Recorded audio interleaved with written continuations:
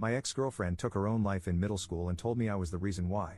I spent the rest of my life traumatized trying to heal, but now 8 years later, I just received a friend request from her. Posted by you/the_drunken_otter.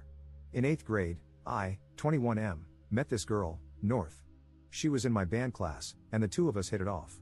I asked her out on a movie date, and from there, we became boyfriend and girlfriend.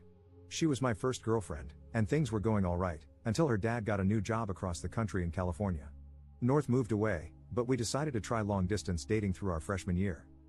We were not built for long-distance dating. I couldn't protect her from bullies, hug her when she was crying, or tell her it was going to be alright when she told me about her depression. We got into arguments about God knows what but decided to keep the relationship going because her dad was trying to transfer back closer to our hometown. That was until she stopped texting me around Christmas, and her sister sent me a funeral program and asked me to come to California. North's sister told me that she had taken her own life because the bullying had become too much and that I wasn't there for her when she needed me. It broke my heart that I couldn't go to California for the funeral, and for the past 8 years, I've mourned her loss. I spent my entire high school career trying to rebuild myself from all the damage. I went to meetings for people who had lost family members and loved ones. I went to therapy for 4 years to help process the loss. I had to learn how to become dependable because I didn't want it to happen again. And after working on myself for 4 years, I asked out one of my classmates, Lucy. We started dating at the tail end of our senior year and are about to celebrate our 4-year anniversary in April. Last night, I got a notification from Facebook saying that I had a new friend request. I opened the app and found out that it was from North. She looks older, but there's no denying it, it's her. There are pictures of her as an adult with her fiancé and her newborn daughter. I spent 8 years of my life believing that she was dead, but here she is, with undeniable proof that she has been living a great life without me. My stomach is in knots, my heart is sinking to the ground, and my mind is racing, trying to figure out what happened and what I should do. Do I accept the friend request? Do I ignore it and try to move on? I feel completely lost, and it feels like my entire life has been a lie. I've spent the entire night looking at pictures of her and her family, floored that she would do this to me. Relevant comments. Commenter. That is wild, I'm sorry to hear that. Have you ever Googled her name in those 8 years, and did nothing about her ever come up? Did you follow her on any social media when you were together, and did all those accounts simply stop updating? Did those accounts have an in memoriam post or anything like that? Ops response. She's always been coming and going with social media. She'd make an account, stop posting for 6 months, then make a new one whenever she wanted to restart. I have tried Googling her, but she shares a name with a UCLA professor, so UCLA is the only thing that comes up after miles of scrolling. Commenter 2. So, I don't know if it's the healthiest option, but I would 100% want closure. Accept the friend request and send her a message saying how happy you are to see that she's alive since you were under the impression she had committed suicide. How thankful you are that it was a lie and that you're happy she's clearly in a better place. Do not accuse her of anything. If you feel inclined, let her know that her death led to you dedicating a part of your life to being the person you felt she needed at the time. Let her apologize if she does, don't feel inclined to accept it, and feel free to let her know that she caused a lot of hurt. I wouldn't engage beyond finding closure, and I 100% would block her after getting it. Ops response. I do want closure, but I don't want to chase it with how stirred up I am right now. I don't know if I'm happy that North is alive. Don't get me wrong, I don't wish death upon her, but I feel upset that she would do that. I dedicated a third of my life to her, and now that dedication feels like it's been ripped from underneath me. A part of me is happy that she's alive, but I'm also angry, devastated, and heartbroken that I wasn't the person she could simply talk to, that I was such a little crap that it was easier to fake her death than to break up with me. But so much has changed for me because of this. I'm happy with how my life is turning out, but so much of that came from wanting to do right by her memory. And now it's just, I don't know what it is, but I know it sucks. Update same day. Thank you to all who have responded. I want to get to each and every one of you, but for now, I hope this update will do. For now, I have decided to wait until Lucy gets home from work before I make any decision on whether or not to accept the friend request. I want to know what she thinks, and I can always depend on her to keep me level-headed. But until then, I just kinda want to sort out my feelings. I remember the day I found out about North's supposed death.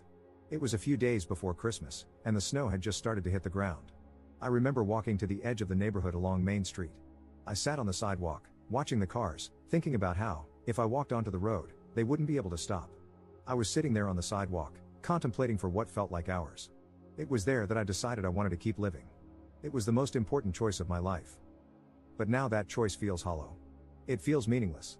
Every decision I've made since then has come from that choice I made 8 years ago, and now it feels empty and without promise. I'll keep you guys updated on what Lucy and I decide. Please don't think for a second that I plan to do anything drastic, I really don't, and I want to keep making that choice to live. But for now, I just need to figure out my meaning. Second update 2 days later. I accepted the friend request. After Lucy and I talked about it, we agreed that the possibility of getting some sort of closure would be worth it. So I accepted the friend request and sent out a text saying hello. About half an hour later, I received a notification that North had responded. We started talking a bit, discussing how our lives had been. Turns out, she and her fiancé were in town visiting family, and it made her think about all the hurt she had caused me. She said she wouldn't feel comfortable moving on with her relationship without knowing if I was okay. She tried to apologize, saying that we were dumb kids and that it seemed easier to ghost me instead of breaking up with me. She told me all about how, in some messed up teenage way, she thought that giving me an explanation for her ghosting me would make it easier for me to move on, so she and her sister concocted the whole story. I told her about the years of therapy, the years of loneliness, and how guilty I felt when I started dating again. I told her how I used to think she was the one for me, even through the nights of arguing, and that she had hurt me more than if she had just thrown me away. And I told her that, in some weird way, I'm thankful to her. Her death changed me for the better, and I would not be the man I am today if it weren't for her. I then texted, having said that, I will not accept your apology. It's a shallow attempt to free your guilty conscience before you get married. If you were really sorry, you would have said something sooner, you would have apologized sooner, or you wouldn't have done it at all. You took the coward's way out, and I do not forgive cowards. She said she understood but hoped that one day I could move past the hurt she caused me and find it in my heart to forgive her. I took screenshots of the whole conversation and sent them to her fiancé. I don't know if he knows the story between me and her, but now he has enough of an idea that they can start that conversation. I hope they figure out how to move past it. After all, they look very happy together, and the mistakes of a teenager shouldn't affect her current life. However, I'd be lying if I said there wasn't a part of me hoping it crashes and burns. I know this is not the update some of you wanted. Some of you really wanted me to bully my way through the conversation or play mind games to mess with her. But that is not who I am, nor is it who I want to be. On the bright side, I can now truly move on from the relationship that cost me 8 years of my life and put the whole story of North behind me.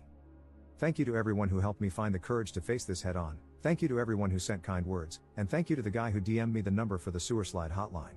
I won't need it for the foreseeable future, but I appreciate it nonetheless. Notable comments. Commenter. All of that seems just so unnecessary. I want to break up with him, but I'm a coward, so I don't want to tell him directly.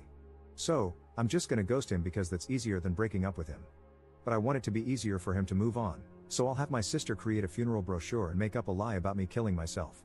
But we're also going to blame him for not being there to protect me, so much for sparing his feelings, I guess. I'm also going to invite him to my non-existent funeral, and phew, thank God he didn't try to come at all. That would have been really awkward. Commenter 2. There is 0% chance that the intent was to make it easier for him to let her go. It was to hurt him because she was mad at him. She was mad that he could not be physically present. That's why her sister said she killed herself, because he couldn't be there for her. Her coming forward and apologizing was an act of self-preservation. She was visiting her hometown with her fiancé, and if they ran into each other, it would cause quite a scene. She needed to make sure she smoothed things over before that could happen. She is a malignant soul.